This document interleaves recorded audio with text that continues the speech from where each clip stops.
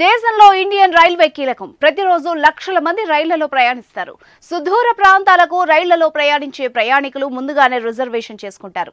ముందుగా berth reserve చేసుకున్న ప్రకారం ఆయా స్టేషన్లలో ట్రైన్ ఎక్కుతారు. మరికొందరు మాత్రం 2 లేదా 3 స్టేషన్లు దాటిన తర్వాత రైలు ఎక్కి తమ బెర్త్ వద్దకు వస్తారు. అయితే ఇకపై అలాంటివి కుదరదు అంటోంది రైల్వే శాఖ.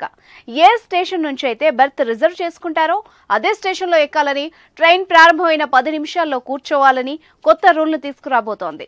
గజం కేవలం 500 రూపాయలతో 1210 గజాల భూమి కేవలం 6 లక్షలు మాత్రమే. నిర్ణీత సమయంలోపు సీటు వద్దకు చేరుకోకపోతే ఆ సీట్లు వేరే వాళ్లకు కేటాయించే విధంగా రూల్స్ రూపొందిస్తోంది.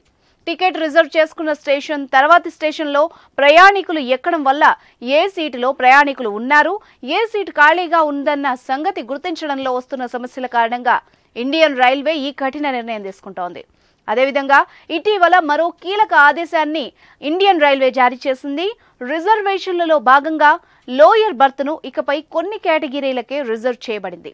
వికలాంగులకు మాత్రమే లోయర్ బర్త్ అనేది రిజర్వ్ చేయాలని నిర్ణయించింది.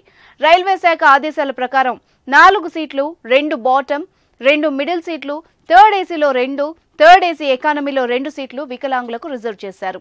ఆ వికలాంగుడికి తోడుగా ప్రయాణించే మరొకరు కూడా ఆ సీట్లో కూర్చోవచ్చు. ఇందులో భాగంగా 2 లోయర్, 2 అప్పర్ సీట్లు గరీబ్ రథ్లో వికలాంగులకు కేటాయించారు.